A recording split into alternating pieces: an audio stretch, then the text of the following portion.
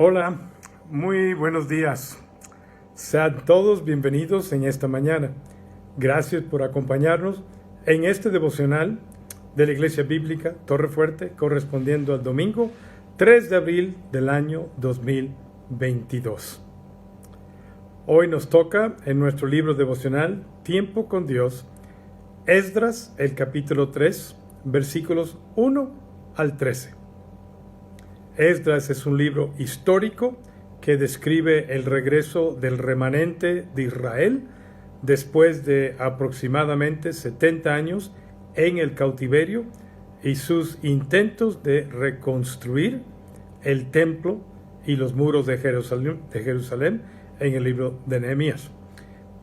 En Esdras 3, 1 al 13, vemos el cumplimiento de la profecía dada por el profeta Isaías en el capítulo 44, versículo 28 en adelante, hasta el capítulo 45, versículo 5, en donde habla de Ciro. Lo imposible sucedió. ¿Quién hubiera esperado que un rey pagano fuera utilizado como herramienta e instrumento en las manos de Dios para no solamente decretar el permiso legal oficial para que el remanente pudiera regresar a reconstruir el templo, sino su protección y su provisión también? Israel recibió por decreto del rey Ciro del imperio Medo-Persa el permiso oficial y el respaldo necesario para regresar el remanente de los judíos a Israel y así reconstruir el templo de Dios en Jerusalén. Eso se describe en los primeros 4 versículos de este libro. Increíble, profecía cumplida, literalmente imposible un rey pagano. Los que regresaron del cautiverio en Babilonia con Esdras le dieron prioridad a los sacrificios en el templo antes de la reconstrucción del templo. O sea que pusieron un altar donde estaba el templo.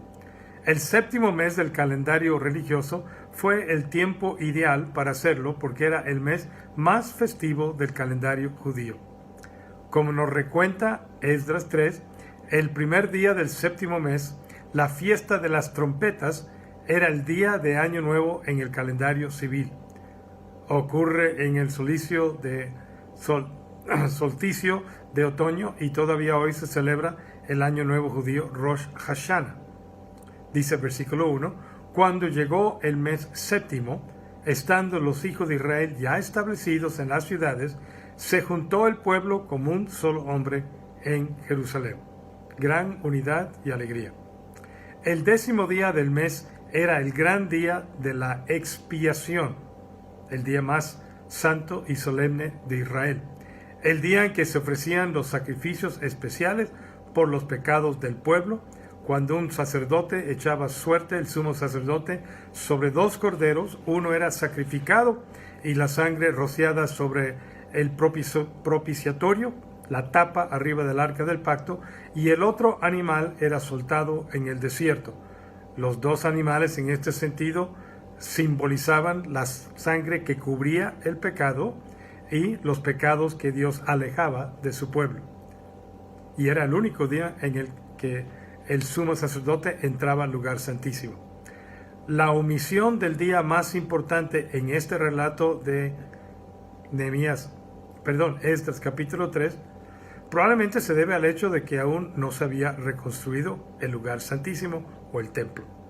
Dice el versículo 2, entonces se levantaron Josué, Yeshua, hijo de Josadac, y sus hermanos los sacerdotes, y Zorobabel, el gobernador, hijo de Salatiel, y sus hermanos, y edificaron el altar del Dios de Israel, no el templo, para ofrecer sobre él holocaustos, como está escrito en la ley de Moisés, varón de Dios.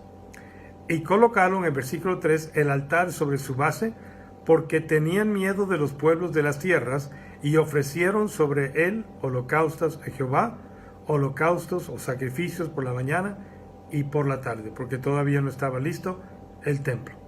El día 15 del mes comenzaba la fiesta de los tabernáculos, que duraba aproximadamente una semana. Durante este tiempo la gente vivía en cabañas para conmemorar los 40 años que habían pasado peregrinando en el desierto.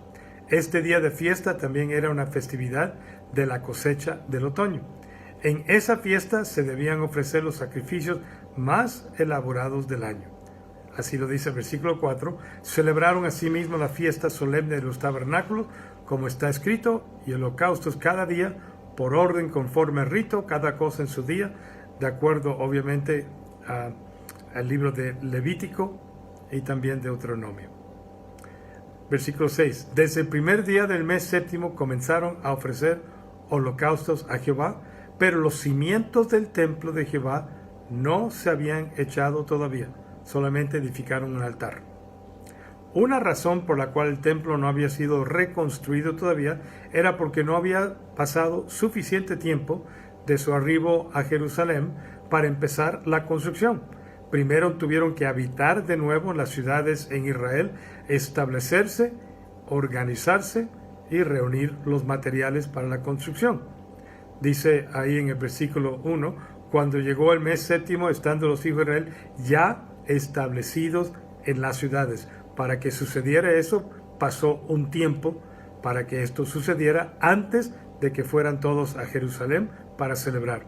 Aunque habían llegado ellos, el remanente, respaldado por el rey Ciro, con materiales preciosos que el mismo rey les había dado, y también habían recibido ofrendas voluntarias como oro y plata y aún ganado, como se describe en Esdras 1, 4 al 11, todavía no habían conseguido los materiales de construcción. Y dice el versículo 7, y dieron dinero a los albañiles y carpinteros, vendiendo esas joyas preciosas, la plata y el oro, asimismo comida, bebida y aceite a los sidonios y tiros, eran famosos por la madera, para que trajesen madera de cedro desde el Líbano, que hoy en día sería Líbano, el país, por mar a Jope, conforme a la voluntad de Ciro, rey de Persia, acerca de eso como él había decretado. Una segunda razón que les causó más problemas, especialmente en el futuro, que conseguir los materiales para la construcción, fue el miedo ocasionado por la oposición de los pueblos que habían tomado posesión de esas tierras en ausencia de los judíos al estar en el cautiverio esos 70 años. Así lo dice el versículo 3. Tenían miedo de los pueblos de las tierras. Oposición al pueblo de Dios no solamente existía cuando regresó Esdras y el remanente, existe hasta la fecha. Oposición y hasta persecución para los que se oponen a la voluntad de Dios, a los planes de Dios, como en aquella ocasión cuando regresó el remanente para reconstruir el templo. Nunca debemos de dejar que el miedo a aquellos que se oponen a los planes y a la voluntad de Dios, en un sentido, nos paralicen en hacer la voluntad de Dios. Nunca.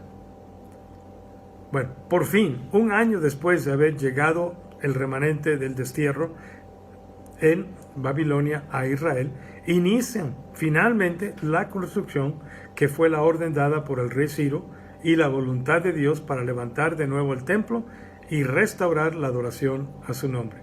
Dice el versículo 8, Zorobabel, hijo de Salatiel, y Yeshua, hijo de Josadac, junto con el resto de sus parientes que eran sacerdotes, y con los levitas y con todos los que habían regresado, obviamente los levitas y sacerdotes encabezando este esfuerzo para reconstruir el templo y restaurar la adoración, comenzaron la reconstrucción del templo en el mes segundo del segundo año de haber llegado a Jerusalén. Sin embargo, aunque se llenaron de valentía y se esforzaron en la obra de la reconstrucción del templo, les faltó la fe suficiente, o fueron flojos, pero creo que fue más la fe suficiente para reemplazar el templo construido por Salomón, que fue lleno de la gloria del Señor. Los jóvenes que nunca habían visto el templo original de Salomón, que fue destruido por el rey Nabucodonosor, se llenaron de gran alegría al ver iniciada la reconstrucción y ver los cimientos, los fundamentos. Dice versículo 10, cuando los constructores echaron los cimientos del templo del Señor, llegaron los sacerdotes con sus vestimentas sagradas y sus trompetas, junto con los levitas descendientes de Asaf, con sus platillos, para alabar al Señor, según lo establecido por David, rey de Israel. Todos daban gracias al Señor y a una le cantaban esta alabanza. Dios es bueno, su gran amor por Israel perdura para siempre. Y todo el pueblo alabó con grandes aclamaciones al Señor, porque se habían echado los cimientos del templo. Pero hay una excepción a esta alegría. Aquellos ancianos entre ellos que habían visto el templo original glorioso de Salomón, el que fue lleno de la gloria del Señor, al comparar los cimientos del nuevo templo que pretendían construir con lo que ellos recordaban del templo original, se dieron cuenta inmediatamente que el nuevo templo quedaba muy corto de alcanzar el tamaño y lo imponente del primer templo. Y dice versículo 2, debido a eso, muchos de los sacerdotes, levitas y jefes de familia que eran ya ancianos y habían conocido el primer templo, prorrumpieron en llanto cuando vieron los cimientos del nuevo templo. Se echaron a llorar de tristeza. De tal manera que al mismo tiempo algunos se alegraban entusiasmados porque habían iniciado la obra de la reconstrucción del templo, mientras otros lloraron porque recordaban lo glorioso del templo original y no había comparación entre el uno y el otro. Versículo 13. Y no se podía distinguir entre los gritos de alegría y las voces de llanto, pues la gente gritaba a voz en cuello y el ruido se escuchaba desde muy lejos. Estaban llorando y estaban expresando alegría al mismo tiempo, dos generaciones diferentes. La generación de ancianos que recordaban el templo llorando de tristeza, y las nuevas generaciones que no se acordaban del templo de Salomón con gran alegría porque por fin iban a construir el templo del Señor en Jerusalén.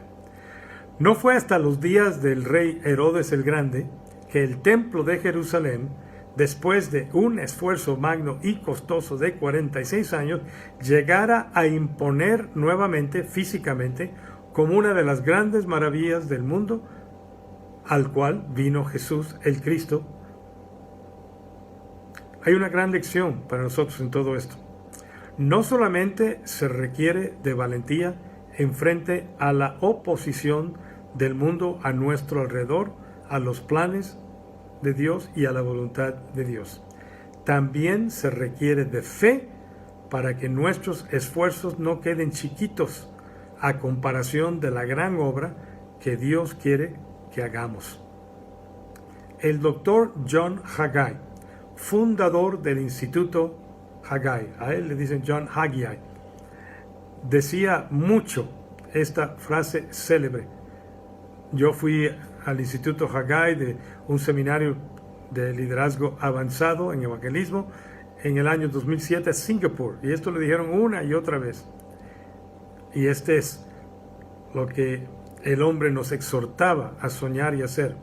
Emprende algo tan grande que esté destinado al fracaso, a no ser que Dios esté en ello. Interesante, ¿no? William Carey, que es conocido como el padre de las misiones modernas, fue utilizado por Dios para encabezar el gran avivamiento misionero del siglo XVII al final y XVIII al principio, que continúa en un sentido hasta la fecha. Él resumió su filosofía de ministerio misionero con una frase célebre que se usa mucho hasta el día de hoy. Dice: espera grandes cosas de Dios e intenta hacer grandes cosas por Dios. En inglés, expect great things from God, attempt great things for God. Él era de Inglaterra y hablaba inglés. Carey entendió que nuestro Dios es majestuoso y que desea lo mejor de nosotros. Es importante recordar, sin embargo, que es Dios el que hace las obras y no nosotros por nuestras fuerzas. Pero soñemos en grande, intentemos lo grande, porque nuestro Dios es un Dios de lo imposible, que puede hacer mucho más de lo que nos imaginamos o que pedimos, de acuerdo a Efesios 3, versículo 20 en adelante. Vamos a orar. Padre, te damos gracias por el día de hoy y te pedimos, Señor, que hagas algo grande con tu iglesia, que hagas algo grande con nuestras vidas, para que tú seas glorificado. Reconocemos que sin ti no podríamos hacer nada. Por eso dependemos de ti, Señor, en lograr lo grande, lo que sin ti no se puede lograr. Recibe tú la alabanza en este día como en aquel día te alabaron por la reconstrucción del templo. Te queremos alabar por todas sus bendiciones en esta mañana. Por Cristo Jesús. Amén. Nuestra próxima transmisión virtual será hoy, domingo 3 de abril a las 11 de la mañana. Todos son bienvenidos. No hay necesidad de registro y hay ministerio infantil y también hay maternal y cuna también creo que va a haber hoy. Ojalá, ese es el plan. Gracias por acompañarnos en este breve devocional en esta mañana. Nos vemos mañana en nuestro próximo devocional a las 9 de la mañana. Les esperamos. Cuídense mucho en estos días. Dios les bendiga mucho. Que tengan un muy excelente día. Nos vemos.